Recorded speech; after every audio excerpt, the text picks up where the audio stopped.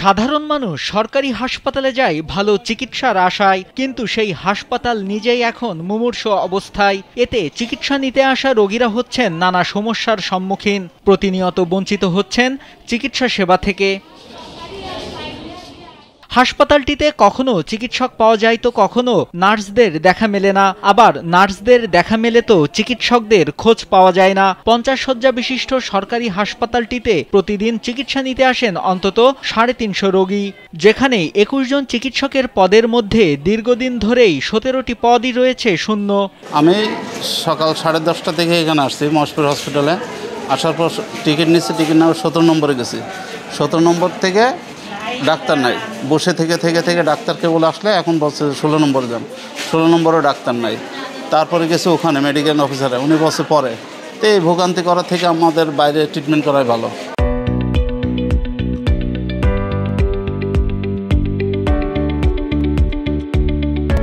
আমার বাবুরে নিয়ে আসছি, আমার আব্বুরে নিয়ে আসছি, শরীর খারাপ মনে করেন দাঁড়াই আছি, মাজা টাজা শেষ হয়ে যাচ্ছে, বাবু অসুস্থ, বমি করছে, তারপরেও দেখছে না, এই জায়গার থেকে ওই জায়গার থেকে এই জায়গা দৌড়াদৌড়ি করতে হচ্ছে। আর সরকারি জায়গায় এসেও যদি মনে করেন টাকা দিয়ে পরীক্ষা নিরীক্ষা করতে হয়, তাহলে নিরীহ মানুষ মরবে না বলেন তো? পদ থাকলেও প্রতিষ্ঠার পর থেকে হাসপাতালটিতে যাননি কোনো বিশেষজ্ঞ চিকিৎসক। বর্তমানে 5 মেডিকেল কর্মকর্তা ও 10 উপসহকারী কমিউনিটি মেডিকেল কর্মকর্তা আন্তঃবিভাগ ও জরুরি বিভাগে সেবা দিচ্ছেন।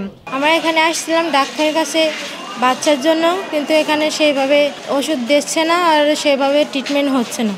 পরিবেশটা কিছুটা নোংরা, যদি পরিবেশটা একটু পরিষ্কার পরিচ্ছন্ন হইতো তাহলে রোগীদের জন্য ভালো হইতো, যারা আসছে তাদেরও ভালো হইতো। সব থেকে বেহাল অবস্থা জরুরি বিভাগের, একই অবস্থা অন্যান্য বিভাগেও। বহির্বিভাগের কক্ষে মেডিকেল কর্মকর্তা নেম প্লেট থাকলেও রোগী দেখেন উপসহকারী কমিউনিটি মেডিকেল কর্মকর্তা।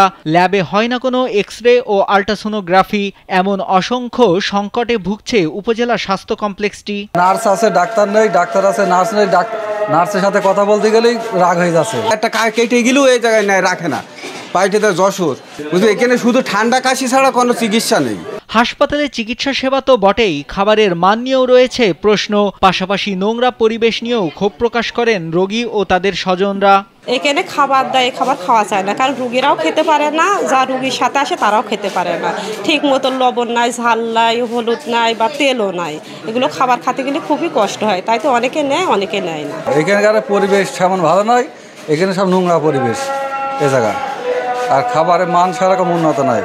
সব থেকে পরিবেশ খারাপ এই মহেশপুরি হসপিটাল।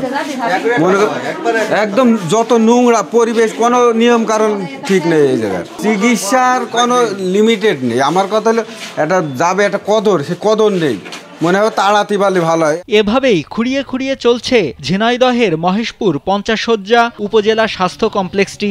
জনবল সংকটের কথা স্বীকার করে উপজেলা স্বাস্থ্য ও পরিবার পরিকল্পনা কর্মকর্তা জানান, সংকটের মধ্যেও সাধ্যমতো রোগীদের সেবা দেয়া হচ্ছে। আমাদের যে লোক জনবল, যে ডাক্তার, যে সম্বল আমাদের যেগুলো আমাদের আছে সেগুলো নিয়ে আমরা আসলে কাজ চালিয়ে যাওয়ার চেষ্টা করছি। আমাদের আসলে এখানে যতগুলো কনসালটেন্টের পদ আছে, সেই কনসালটেন্ট আমাদের এখানে না থাকায় আমরা বিশেষজ্ঞ সেবা এই মুহূর্তে দিতে পারছি না। তবে আমরা ঊর্ধ্বতন কর্তৃপক্ষের সাথে যোগাযোগ রাখছি। আশা করছি অচিরেই আমরা এই কনসালটেন্টের পদ, কিছু পদ হলেও আমরা আসলে পূরণ করতে পারবো। আর মেডিকেল অফিসারের যে ঘাটতিটা আমাদের এখানে আছে, আসলে সেটা সাব সেন্টারে যে মেডিকেল অফিসারগুলো আছে সেই পদগুলো এখন পুরোপুরি শূন্য আছে। তো সামনে যে নিয়োগটা আসছে, আশা করছি আমরা ওখানেও আমরা কিছু মেডিকেল অফিসার পাবো এবং আমাদের এই যে দুর্বলতাগুলো সেগুলো হয়তো আমরা কাটিয়ে উঠতে পারবো ইনশাল্লাহ। হাসপাতালটিতে মাসে গড়ে 14 থেকে 18টি সিজার করা হতো, সেখানে প্রায় 1 বছরের বেশি সময় ধরে হয় না কোনো অপারেশন। অযত্নে পড়ে আছে লেবার ওয়ার্ডের অপারেশন থিয়েটার। নাইমুল হাসিব, কালবেলা।